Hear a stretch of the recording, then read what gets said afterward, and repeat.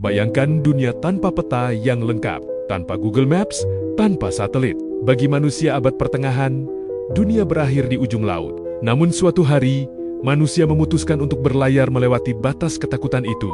Inilah kisah saat dunia baru ditemukan, sebuah era ketika lautan memisahkan dunia lama dan dunia baru. Dan sejarah manusia berubah selamanya.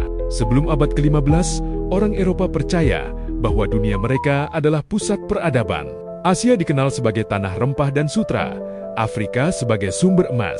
Namun, sebagian besar wilayah bumi masih menjadi misteri.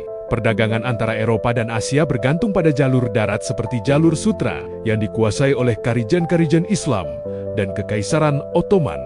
Ketika Konstantinopel jatuh pada tahun 1453, akses Eropa ke Asia menjadi semakin sulit dan mahal. Inilah yang mendorong bangsa Eropa mencari jalur laut baru menuju timur. Abad ke-15 menandai awal Age of Exploration atau zaman penjelajahan samudra. Kemajuan teknologi memungkinkan hal ini terjadi.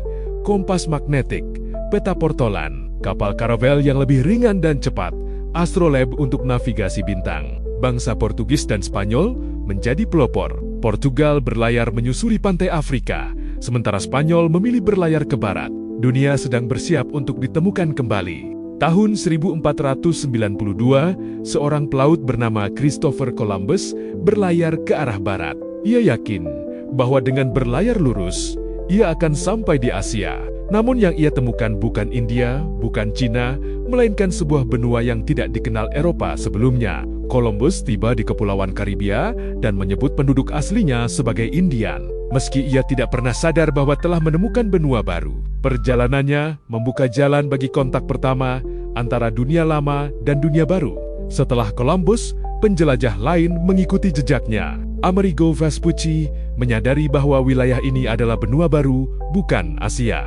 Ferdinand Magellan memimpin ekspedisi pertama yang mengelilingi bumi pada tahun 1519 sampai 1522, membuktikan bahwa dunia benar-benar bulat. Bangsa Spanyol menaklukkan peradaban besar, Aztec di Meksiko, Inca di Amerika Selatan.